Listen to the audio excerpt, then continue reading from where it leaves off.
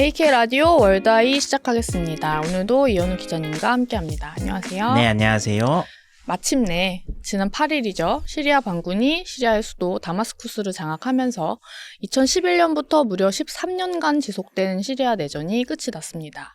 시리아 반군이 승리하면서 장장 53년간 세습 통치와 철권 통치를 이어오던 바샤르 알 아사드 정권도 결국 막을 내리게 됐는데, 이제 현재 이 알 아사드 대통령과 일가족은 러시아로 망명을 떠난 걸로 전해졌습니다. 네. 그래서 오늘은 우리 이현우 기자님과 함께 시리아 내전 종식과 관련된 여러 가지 이슈를 살펴보려고 하는데, 가장 먼저 이제 짚어볼 것이 시리아 정부군이 지금 시점에서 갑작스럽게 패배한 이유를 두고 이제 많은 이야기가 나왔잖아요. 네. 근데 제가 갑작스러운 패배라고 표현을 한 이유가 시리아 내전의 이번 종식 과정을 보니까 시리아 반군이 반격 작전을 시작한 지 불과 11일 만에 정부군을 제압했다고 하더라고요. 그래서 그 과정을 한번 제가 좀 살짝 설명을 드리면 2010년 아랍의 봄이라는 이름으로 사회개혁 운동이 중동 전역에 퍼졌고 2011년부터 시리아의 대규모 반군이 걸기했고 지금까지 장기 내전 상황에 놓이게 됐는데 13년이라는 세월 동안 해결되지 않았던 상황이 최근 2주도 안 되는 사이에 끝나버렸다고 하니까 여러 가지 의문점이 생기고 있잖아요. 네. 이번에 시리아 반군이 승리하게 된 배경 어떻게 분석하고 계신지 설명 부탁드립니다. 네, 사실 말씀해 주신 대로 반격 작전 성공 자체가 전 세계적으로 상당히 큰 충격을 줬습니다. 13년이 짧은 기간은 아니잖아요. 네. 그 반군과 굉장히 팽팽하게 맞서면서 한때는 반군을 이제 주요 북서부 일대까지 몰아넣고 반군이 거의 해체될 뻔했는데 그랬던 알 아사드 정권이 불과 2주도 안 돼서 완전히 붕괴가 돼버렸기 때문에 배경을 두고서 여러 해석들이 나왔었습니다. 군사적으로만 바라본다면은 아사드 정권이 무너진 결정적 이유는 이제 우크라이나 전쟁이 아니겠느냐 이런 이야기가 나왔어요. 왜냐하면 아사드 정권이 그동안에 러시아군의 지원 덕분에 반군과의 전투에서 상대적으로 우위를 점했다 이런 평가를 받고 있었는데 우크라이나 전쟁이 장기화되니까 이제 러시아 지원이 사실상 끊어졌거든요. 그러면서 결국엔 무너졌다 이렇게 보는 해석이 지배적이네요. 실제로 러시아는 시리아 내전에 굉장히 깊숙이 개입을 했었습니다. 본격적으로 사실 개입을 한 거는 이제 2014년, 15년 이때부터기는 한데 시리아 반군 봉기 이후에 지금까지 아사드 정권을 배후에서 계속 보호를 해주고 있던 영내의 가장 강력한 세력이 러시아였거든요. 그동안 반군이 아무리 좀 이제 바로 결성된 정부군에 비해서는 좀 오합지졸이란 평가는 받았으나 굉장히 숫자가 많았어요. 그래서 압도적으로 정부군을 압도하고 있었는데 무너지지 않았던 이유는 사실 이제 러시아의 공군 지원 이게 굉장히 필수적이었다는 이제 평가를 받고 있습니다. 왜냐하면 시리아는 이제 산유국이죠. 기름이 많이 나는 국가지만 내전이 상대적으로 장기화됐고 이제 그러다 보니 정유 시설들이 거의 다 파괴가 됐습니다. 그러다 보니 이제 항공유의 경우에는 고도의 정제 작업이 필요하거든요. 그러다 보니 항공유 생산은 거의 불가능한 상황이었어요. 그러니까 이제 실제로 자동차를 굴리거나 탱크를 움직이거나 비행기를 움직일 수 있는 기름을 이 산유국에서 전부 수입을 해서 쓰고 있었습니다. 그래서 전투기가 있어도 사실상 띄울 수가 없는 북한 같은 상황이었어요. 네. 근데 이제 정부군이나 반군이나 자국 내에서는 전투기든 수송기든 단 한 대도 움직일 수가 없다 보니까 그래서 이제 자기네들끼리 전투를 할 때는 전선이 굉장히 지지부진했었는데요. 근데 이러한 균형 상태를 항상 깨뜨려줬던 것이 시리아 정부군이 정말 위기에 처할 때마다 러시아가 공중 지원을 해줬습니다. 러시아 전투기들이 폭격을 해서 이제 반군이 제압을 하려고 할 때마다 방해를 했거든요. 근데 러시아는 전 세계에서 정유 공장이 제일 많은 나라입니다. 그러다 보니까 상대적으로 이제 싼 값에 이제 전투 항공유 지원이 또 가능했고 전투기 지원도 그동안에는 가능했어요. 그래서 이제 시리아군은 러시아의 공중 지원에 굉장히 많이 의존하는 상황이었고요. 더구나 이제 시리아에 대한 국제사회 제재가 더 심화가 되니까 러시아로부터 이제 식량이나 에너지 부분에서 엄청나게 의존을 하게 된 겁니다. 근데 그런 상황에서 우크라이나 전쟁이 이제 3년을 넘어가는 장기화 상황이 됐죠. 그러다 보니 러시아는 지금 이제 트럼프 행정부 출범을 앞두고 있으니까 마지막 한치라도 우크라이나 영토를 더 뺏어야 되는 상황이란 말이에요. 그러다 보니 이제 시리아에 나가 있던 전력 중에 상당수 전력을 지금 우크라이나 동부 지역으로 빼돌린 상황이에요. 그래서 결국 러시아의 근접 항공 지원이 이제 더 이상 사라지니까 네. 완전히 사라져 버렸거든요. 시리아 정부군은 우세를 점하기 어려워졌고 결국에는 이제 육상 백병전에서는 순수하게 이제 여기서부터 숫자 싸움이다 보니 상대적으로 이제 숫자가 많았던 반군이 정부군을 완전히 밀어버린 게 아니냐 이런 해석이 나오고 있습니다. 그리고 내전이 너무 장기화가 되고 러시아의 이제 전반적인 식량 무기 지원까지 약화가 됐어요. 그러다 보니 정부군에서 탈영병이 어마어마하게 발생을 했는데요. 실제로 2020년에 이제 시리아 정부군하고 반군하고 이제 휴전을 맺은 적이 있습니다. 그 휴전이 이제 4년간 이어지다가 이번에 깨지면서 반군이 결국엔 승리를 하게 됐었는데 그 당시에만 해도 정부군이 한 35만 정도 됐었어요. 시리아 정부군이. 그랬는데 이번에 이제 최종 패배를 했을 때 수를 보니까 17만 명밖에 남지 않았었다. 결국에는 절반 이상이 네. 이제 탈영을 했었다는 거죠. 그래서 결국 패배할 수밖에 없었다고 지금 분석이 나오고 있습니다. 이렇게 알 아사드 정권이 패망한 이유에 대해서 설명해 주셨는데 네. 이제 관련해서 또 저희가 알아봐야 되는 게 이제 아사드 정권이 과연 그래서 어떤 정권이었나 네. 그것도 알아보면 좋을 것 같아요. 그래서 바샤르 알 아사드 대통령과 이제 그의 아버지였던 하페즈 알 아사드 전 대통령 네. 이분들이 각각 어떤 인물이었는지 그리고 이들의 세습 배경에 대해서도 이제 관심이 많이 있잖아요. 네. 그래서 세습 배경 무엇보다 이 아사드 정권이 독재랑 세습 문제 말고도 굉장히 악행을 많이 저지른 걸로 유명하더라고요. 네, 그래서 그렇죠. 대통령을 하면서 이들이 어떤 악행을 저질렀는지도 설명해 주시면 좋을 것 같아요. 네, 전반적으로 이제 시리아의 아사드 가문의 통치에 대해서는 이제 국제사회뿐만 아니라 시리아 내부에서도 굉장히 부정적인 인식이 강한 편입니다. 근데 사실은 이 가문이 왜 이렇게 잔혹한 통치를 했는가 이거를 이해를 하기 위해서는 시리아라는 나라의 이제 종교 역사를 살짝 볼 필요는 있는데요. 아사드 가문은 흔히 지금 뭐 국제 뉴스나 아니면 국내 뉴스에서는 이슬람교 시아파 일파다 이렇게 지금 알려져 있는데 실제로는 시아파는 아닙니다. 이곳은 이제 시아파에서 중세시대에 또 따로 떨어져 나온 알라위파라고 하는 굉장히 소수 종파예요. 이 알라위파는 이제 중세시대에 이슬람 수니파뿐만 아니라 심지어 시아파에서도 이단으로 이제 파문됐던 종파입니다. 이단이 정권을 잡은 거예요? 그렇습니다. 굉장히 소수 종파고 지금도 이제 남아있는 곳이 시리아랑 이라크 접경지대 그리고 튀르키예 동부 이렇게 굉장히 적게 남아있어요. 근데 이제 십자군 전쟁 당시에는 심지어 기독교와 수니파, 시아파 이제 세 개 종교로부터 탄압을 받았습니다. 굉장히 소수 종파인데요. 지금 시리아에서조차 극소수 종족들만 믿고 있었는데 이 아사드 가문이 대표적인 알라이파 종교 가문이에요.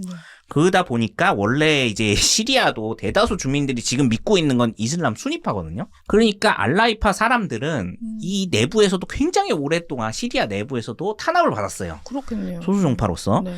그래서 이 사람들은 오히려 시리아가 이제 1930년대 프랑스로부터 이제 식민 통치를 받게 됩니다. 뭐 위임 통치령이라고 하죠. 그 시절이 있었는데 이 프랑스 식민 치하에서 이제 자기네들은 시리아인으로서의 그 자긍심이나 이런 게 없다 보니까 반대로 프랑스군에 대거 입대를 합니다. 그러니까 네. 우리로 치면은 이제 일제 강점기 때 일본 순사를 한 셈이에요. 네. 근데 그 이후에 시리아가 프랑스에서 갑자기 독립을 하게 됐죠. 2차 대전이 끝나고 나서. 그러면서 자연스럽게 이제 식민지 군대 대부분을 이들이 차지하고 있었기 때문에 이들이 그대로 이제 군부 사람들이 된 거예요. 신생 시리아 군을 대부분 이 사람들이 차지를 하게 됩니다. 그리고 이런 장교 중에 한 사람이 하페즈 알 아사드라는 사람이었고 그리고 이 사람이 이 군부 내에 알라이파들을 규합을 해서 쿠데타를 일으키고 1970년부터 정권을 장악하게 되면서 아사드 가문의 50년 통치가 이제 시작이 되는 거죠.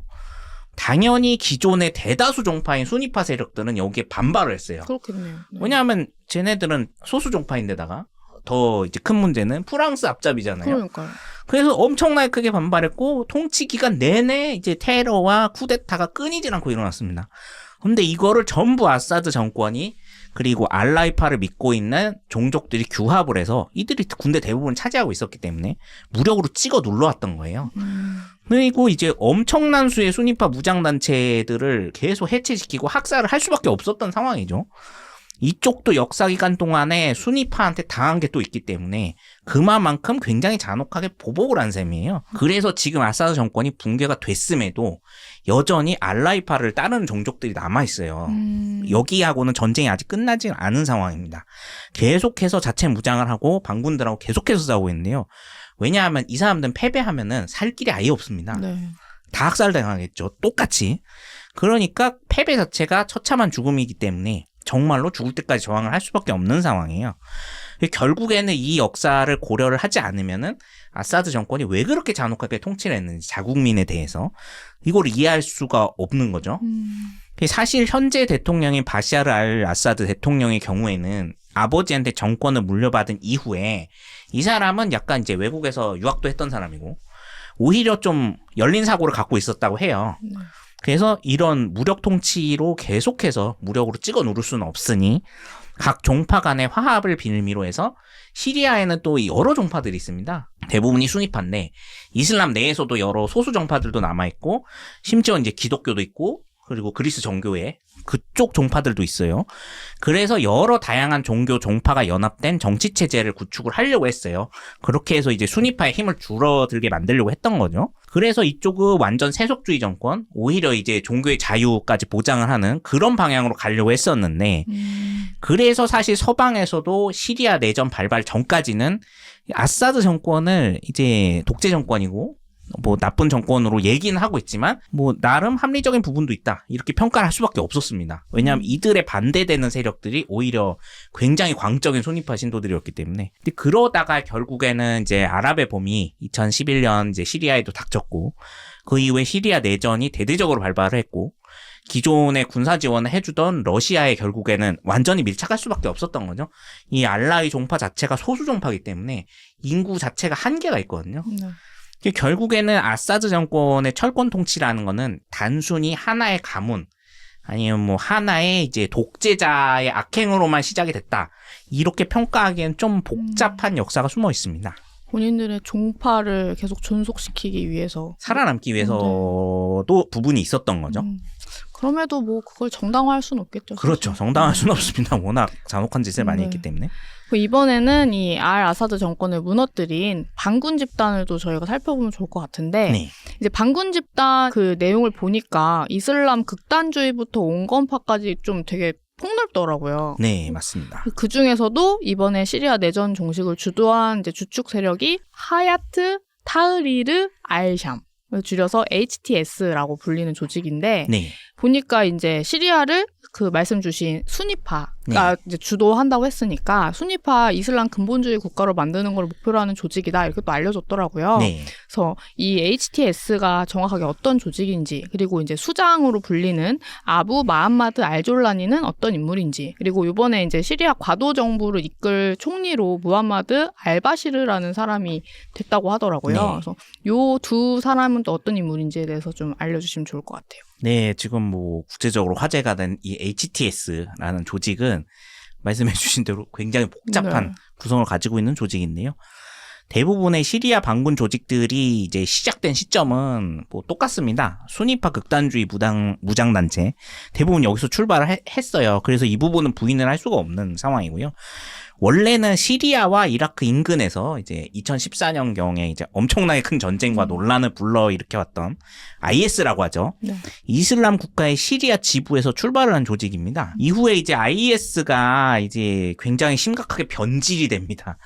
이라크 절반 이상을 점령한 뒤에 이제 코란을 불태우는 그런 퍼포먼스를 했었죠. 네. 그래서 아예 이슬람 순위파에서 이제 파문을 당하게 됐습니다. 완전 이상한 조직으로 변질이 되니까 여기랑은 이제 HTS는 연을 끊게 돼요.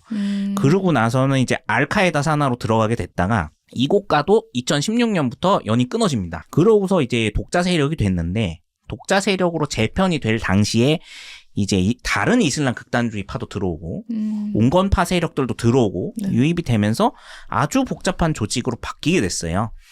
지금 이 HTS를 이끌고 있는 인물은 말씀해 주셨듯이 무함마드 알졸란이라는 이 사람이 지금 총사령관이거든요.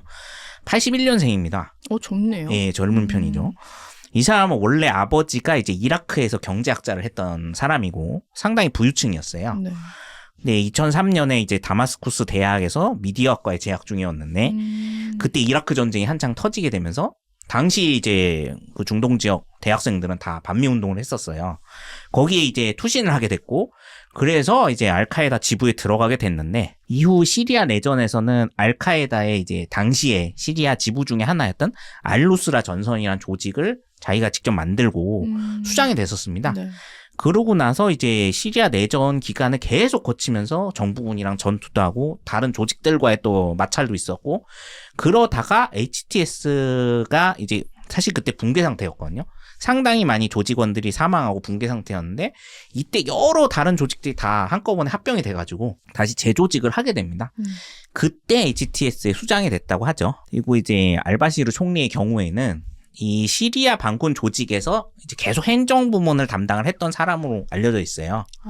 그래서 뭐 점령지에 뭐 새로운 뭐 교육기관을 만들다든가 아니면은 이제 사실상 정부 역할을 해야 되니까 뭐 조세라든가 아니면 뭐 복지라든가 여러 이제 국정부문을 담당을 했던 사람으로 알려져 있는데 이 사람도 나이가 많지 않습니다. 이 사람도 83년생이고요. 더 어리네요. 네, 더 어리죠. 40대 초반들이에요. 그래서 지금 과도정부 총리가 됐고 사실은 내전 나기 전에는 이 사람이 전기공학 하던 사람입니다. 시리아의 가스 공장에 취직해서 이제 거기에 있던 정밀기계가 고장이 나면 그거 수리하던 사람이었어요. 공돌이입니다. 한마디로 얘기해서. 네. 그래서 HTS는 지금 면모로 봤을 때는 수뇌부 자체는 이 사람들이 종교색이 엄청 강하거나 그런 사람들이라기보다는 사회 엘리트 출신들이고 젊은 피고. 예, 젊고 미국과 서방에서 또 처음에 생각했던 것보다는 그러니까 미국과 서방에서는 어쨌든 알카에다 그러니까요. 산하지부였으니까 네. 그래서 상당히 우려를 많이 했어요. 더군다나 이제 IS랑 함께 이제 출발했던 조직이라 그랬는데 막상 살펴보니 그때 있던 강경주의자들은 이제 내전 과정에서 상당히 많이 이제 죽었고 이제는 좀 색깔이 다른 조직이 된 건 사실이에요. 그래서 국제사회에도 좀 앞으로 어떻게 할지 조금 더 두고 보자는 의견이 나오고 있어요. 다만 이제 문제는 이 조직 하나만이 시리아 반군 전체를 상징하는 건 아니거든요. 뭐 전에도 말씀드렸듯이 시리아 반군 조직은 출발할 때 500개 정도로 출발했어요. 엄청나게 많습니다, 숫자가. 네. 그리고 이들 대부분은 과격한 순위파 무장 집단들이란 말이에요. 이들이 모여가지고 만들어진 조직인데 HTS가 이거를 이 과도 정부가 상당히 이제 구성이 복잡해질 텐데 이들을 얼마나 잘 이끌 수가 있고 그쵸. 얼마나 대표할 수 있는 조직이 될 거냐. 그리고 이 과도 정부가 과연 이제 정식으로 정부가 출범할 때까지 계속해서 전국을 안정되게 끌고 갈 수 있느냐. 또 추가 내전 위험이 없는 게 아니거든요. 그런 여러 가지 상황들이 있기 때문에 정말 한치 앞을 알 수 없다. 이런 평가를 받고 있습니다. 아사드 정권이 어떤 정권이었는지 그리고 네. 반군 조직이 어떻게 구성되어 있는지에 대해서 쭉 살펴봤는데 두 축을 돕는 세력들이 있었잖아요. 그렇죠. 그래서 정부군과 반군의 지원 세력이 각각 달랐는데 네. 아까 말씀 주신 대로 정부군은 러시아와 굉장히 밀접한 관계를 맺고 또 이란에게도 군사적 재정적 지원을 받았고 네. 반군 같은 경우는 이제 미국을 중심으로 나토와 걸프 국가의 지원을 받아왔는데 이제 결국에는 어쨌든 반군이 승리를 하면서 네. 국제사회 반응도 좀 엇갈릴 것 같거든요, 현재. 네. 어떻게 지금 반응이 나뉘고 있을까요? 사실은 지금 이제 시리아 반군 승리로 희비가 크게 엇갈린 국가는 이제 튀르키예와 러시아다. 이렇게 평가가 나오고 있습니다. 사실 각각 이제 튀르키예가 사실상 반군 세력의 최대 배후 세력이었고 아사드 정권 최대 배후 세력은 말씀드렸듯이 러시아였죠. 그리고 사실 나토와 걸프 국가들은 우크라이나 전쟁과 이스라엘 하마스 교전이 동시에 터진 이후부터는 사실상 거의 이제 신경을 쓸 수가 없는 상황이었어요. 네. 다만 이제 튀르키예 같은 경우에는 또 러시아랑 관계가 복잡합니다. 러시아와 그렇게 사이가 나쁜 나라가 아니고 나쁘면 안 되는 입장이었죠. 우크라이나 전쟁이 터진 데다가 이제 대부분 곡물 수출선은 튀르키예를 통과해서 이제 중동이나 다른 지역 지중해로 나아갈 수 있기 때문에 튀르키예는 이게 잘못하면은 자국이 굉장히 큰 경제적 손실을 받을 수 있는 부분이었거든요. 그래서 상당히 이제 티나지 않게 직접 대놓고 지원은 못했어요. 이들 조직을. 시리아 반군을 굉장히 우회적으로 지원을 했는데요. 시리아랑 튀르키예가 이제 북서부 지역의 국경을 맞대고 있거든요. 그래서 이쪽에 굉장히 많은 난민 캠프들이 있었습니다. 이 캠프들을 통해서 이제 식량과 무기 지원을 좀 진행을 해왔다. 그렇게 알려져 있고. 그래서 이제 튀르키예가 또 다른 이슬람 국가들과 좀 달리 사실상 이제 국교가 없는 나라거든요. 그 종교 색채가 그렇게 강하진 않은데 네. 근데 또 어찌 됐든 순위파 국가입니다. 여기도. 네, 네. 그러다 보니까 같은 이제 순위파 세력이었으니까 반군 세력이 이쪽을 이제 종파적인 면에서도 지원을 했고 또 이 난민들을 튀르키예가 400만 명 이상 받고 있었어요. 되게 많이 받아줬네요. 굉장히 많이 받아줬죠. 그래서 여러모로 이제 이 시리아 문제가 해결이 돼야만 했었기 때문에 배후에서 계속 지원을 할 수밖에 없었습니다. 그러다 보니까 이제 시아파랑 또 가까운 알라위파 이거를 명분으로 해서 또 당시에 아라사드 정권은 계속 이란의 지원도 함께 받고 있었던 거거든요. 그러다 보니 튀르키예 입장에서는 어쨌든 우리가 순위파 국가니까 또 이란하고는 반목하는 부분들이 많았기 때문에 이제 아라사드 정권을 붕괴를 시키고 싶어 했죠. 그리고 튀르키예 입장에서는 지금 현재 튀르키예 안에 들어와 있는 난민만 400만 명이 넘기 때문에 어떻게든 이들을 빨리 고향으로 돌려보내야 이제 경제적인 문제나 아니면 사회적으로도 이들 난민들이 굉장히 큰 문제가 되고 있어요. 자꾸 범죄를 일으키거든요. 도난 사건이라든가. 그래서 내전을 최대한 빨리 종식을 시키고 싶어 했고 또 이 지역이 안정이 돼야 자기네들이 이제 동부 지역에서 맞서고 있는 쿠르드족과의 군사적인 대치 문제도 함께 해결이 되기 때문에 계속해서 신경을 썼고 일단은 이 대리전에서는 튀르키예가 승기를 잡았다. 이런 지금 판단이 나오고 있죠. 서방과 국제사회에서는 이제 그동안에 시리아 내전에는 크게 신경 쓸 여력이 부족했었는데 근데 이제 이스라엘을 중심으로 중동 전쟁이 점점 확장이 되고 있던 와중에 어쨌든 시리아 내전이 끝났고 문제는 이게 친튀르키예 세력이 집권을 한다고 한 데다가 그리고 이 세력들이 과거에 알카에다라든가 거기 지부로 있었던 조직이고 또 그 내부에도 과격 세력들이 워낙 많다 보니까 이들이 또 이스라엘하고 또 성전을 벌이겠다고 이제 성전을 선포하면은 진짜로 큰 확전이 될 수 있거든요. 그래서 그 부분을 지금 상당히 우려를 하고 있는 걸로 알려져 있습니다. 방금 말씀 주신 대로 이제 튀르키예가 네. 승기를 잡았다 이렇게 네. 볼 수 있고 반면에 제일 많은 걱정을 끼치는 국가는 러시아. 그렇죠. 잖아요. 근데 아까도 쭉 설명해 주셨지만 이제 시리아 그간의 아샤드 정권과 네. 러시아의 관계가 굉장히 긴밀했다. 네. 사실 그쪽으로 망명을 간 것만 봐도 그렇죠. 얼마나 믿는 구석이 네. 있다는 거겠어요. 그래서 이렇게 해서 굉장히 친밀하고 뭔가 국가적인 관계에 있어서도 러시아가 이득을 보는 게 많았을 것 같다라는 그런 생각을 하는데 실제로 보니까 러시아가 그동안 자국 땅처럼 이용해온 시리아 기지가 있다고 하더라고요. 네, 맞습니다. 근데 이제 반군 정부가 이제 정권을 잡았으니까 네. 이걸 뺏길까봐 전전긍긍하고 있다 이런 보도를 봤는데 이 구역이 러시아에게 많이 중요한가요? 네, 사실은 러시아가 시리아에 얽혀있는 정치, 경제적 문제가 꽤 많이 있습니다. 앞으로 이게 시리아의 미래를 어떻게 바꿀지도 지금 상당히 우려가 되고 있는 상황인데요. 괜히 지금까지 알 아사드 정권을 엄청난 자금을 들여가면서 군대를 들여가면서 보호한 건 아니었기 때문이죠. 실제로 러시아가 시리아 내전에 깊숙이 개입하게 된 주된 계기를 살펴보면은 이제 2014년 크림반도 강제 점령 사건하고 많이 맞물려 있어요. 이 상당히 동떨어진 이야기로 보이는데 러시아가 사실 2000년대 초반부터 우크라이나 동부와 크림반도 지역의 친러 무장 세력들을 지원을 하기 시작했습니다. 유럽 내부에서는 전쟁 기운이 계속해서 이제 나왔고 미국 정부도 경고를 계속 했었고 그러다 보니 유럽 국가들은 이미 그때부터 만약에 전쟁이 터지면 대러 제재를 하든 아니면 러시아가 가스를 끊을 수 있다. 천연가스와 석유 등을 당시 유럽은 90% 이상 러시아로부터 수입하고 있었거든요. 직결 가스관이 있었기 때문에. 그러면은 우리가 대체를 어디서 가져올 것이냐. 러시아로부터 그냥 바로 받던 천연가스랑 석유를 대체적으로 받을 수 있는 곳이 필요하다. 그래서 중동 국가들하고 접촉을 시도를 합니다. 중앙아시아 산유국들하고도 접촉을 하고요. 그래서 이제 뭐 지금 러시아가 전쟁을 일으켰던 지역들, 뭐 조지아라든지 지금 이 시리아라든지 이런 여기에 위치한 국가들 특징이 뭐냐면 유럽하고 중동 가스관을 연결할 수 있는 지점들이에요. 그래서 결국에는 이 국가들하고 가스관 설치 협의를 했었어요. 그리고 이제 카타르 같은 나라가 여기에 굉장히 큰 관심을 보였고 2009년부터 사실은 카타르에서 이제 사우디를 거쳐서 시리아까지 가스관을 연결한 다음에 터키는 유럽하고 또 연결된 가스관이 있어요. 바로 직결을 하려고 시도를 했었습니다. 그랬는데 바로 아랍의 봄이 터졌고 시리아 내전이 시작이 됐죠. 근데 이게 만약에 현실화 됐다면은 러시아는 재정적으로 엄청나게 큰 타격을 받을 수밖에 없어요. 지금 대러 제재 때문에 3년간 이제 유럽에 석유 수출을 못하게 되니까 러시아가 생산하는 가스의 주 고객은 유럽이었거든요. 75% 이상 유럽으로 수출을 했었습니다.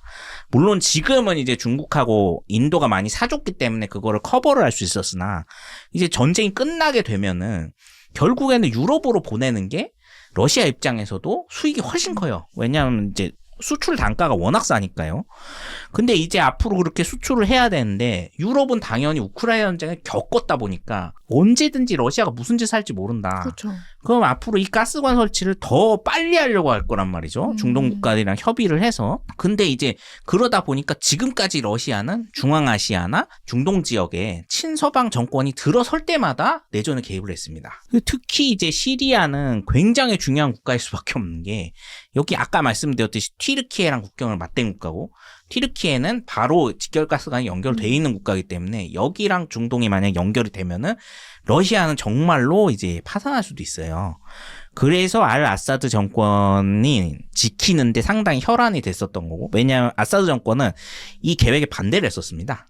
이거를 완전히 반대를 했었던 국가고, 왜냐하면 러시아랑 관계가 또 있었기 때문에 단순히 국방상의 문제뿐만 아니라 굉장히 민감한 경제적인 이득이 걸린 문제였기 때문에 자신들이 이제 막대한 전력을 희생하면서까지 알-아사드 정권 비호에 나섰다는 거죠. 그렇기 때문에 아마 이 지역이 지금 반군에 넘어갔고 반군이 이제 과도 정부를 세우면은 어떤 방식으로든 결국엔 친서방 정권이 될 가능성이 높아졌어요. 그러니까 러시아는 단순한 군사적 손실, 전략적 손실을 넘어서 우크라이나 전쟁이 이제 휴전 국면으로 넘어가면은 결국에 유럽 수출이 재개가 될 텐데 여기에 큰 영향을 끼칠 수밖에 없다는 거죠. 우크라이나 전쟁까지 겪은 유럽 국가들이 이제 대러 제재도 장기 경험을 해봤기 때문에 이제는 이제 시장이 완전히 달라질 거라는 걸 알았고, 그리고 유럽은 인플레이션을 굉장히 끔찍하게 이미 겪었습니다. 3년 동안에. 그렇기 때문에 중동하고 직결가스관을 어떻게든 지으려고 할 것이다 앞으로. 근데 또 사우디아라비아가 지금 그 홍해 일대에 비전 2030이라고 해서 또 대도시를 하나 지으려고 하고 있잖아요. 여러 가지로 다 겹쳐져 있는 문제란 말이죠.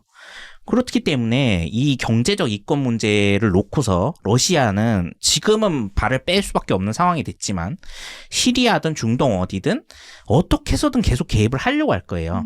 그러면은 결국엔 이 지역 안보는 계속해서 불안해질 거고, 그러면 제2의 제3의 시리아 내전이 또 터질 수도 있다. 그런 우려들이 계속해서 나오고 있습니다. 오늘은 이렇게 시리아 반군의 승리로 끝이 난 시리아 내전 종식에 관해서 이야기를 나눠봤는데, 이제 시리아 반군이 주도하는 새로운 정부가 수립된 만큼 향후 시리아의 모습이 어떻게 변할지 아까 기자님께서도 이제 불확실성이 좀 크다라고 말씀해 주셨는데, 뭐 러시아나 튀르키예도 어떤 행보를 보일지에 대해서 저희가 좀 계속적으로 이제 좀 주도 면밀하게 살펴봐야 될 것 같고, 그럼에도 불구하고 어쨌든 아사드 정권이 몰락을 하면서 중동 지역의 평화를 위협하던 거대한 그런, 뭐라고 표현해야 될까요? 악의 축이라고 하면 너무 같나요? 하나가 좀 해결이 된 거잖아요. 그래서 그리고 무엇보다도 이제 내전으로 아까 뭐 튀르키예가 400만 난민을 받아줬다고 하셨는데 한 600만 명 정도의 난민이 있었다고 하더라고요. 그래서 이들이 이제 어쨌든 고향 땅을 밟을 수 있는 희망이 생겼다는 점에서는 좀 다행이다라는 생각이 들고, 굉장히 오랜 시간을 흘러서 시리아의 평화가 찾아온 만큼 이 평화가 되게 오랫동안 이어지길 바랍니다. 그렇죠? 네, 앞으로는 이제 이런 전쟁은 없어야 할 텐데 걱정이 되고 있습니다. 이제 중동의 평화를 위협한다고 할 수 있는 거는 이스라엘 가자지구 정도밖에 안 남은 거겠죠? 네, 그렇죠. 근데 뭐 그쪽도 이제 미국에서 정권이 결국 바뀌고 나면은 어떻게든 휴전 상황으로 넘어가지 않을까 기대되고 있습니다. 그래서 시리아 내전 종식 관련해서 이제 가자지구 휴전 얘기도 계속 나오는 것 같더라고요. 그래서 내년쯤에는 저희 월드아이에서 중동 지역의 평화가 찾았습니다. 이런 내용으로 이제 이야기를 들려드릴 수 있으면 좋을 것 같아요. 네, 기대합니다. 네. 오늘도 좋은 말씀 감사드립니다. 네, 고맙습니다. 그럼 저희는 다음 시간에 다시 찾아뵙도록 하겠습니다. 감사합니다.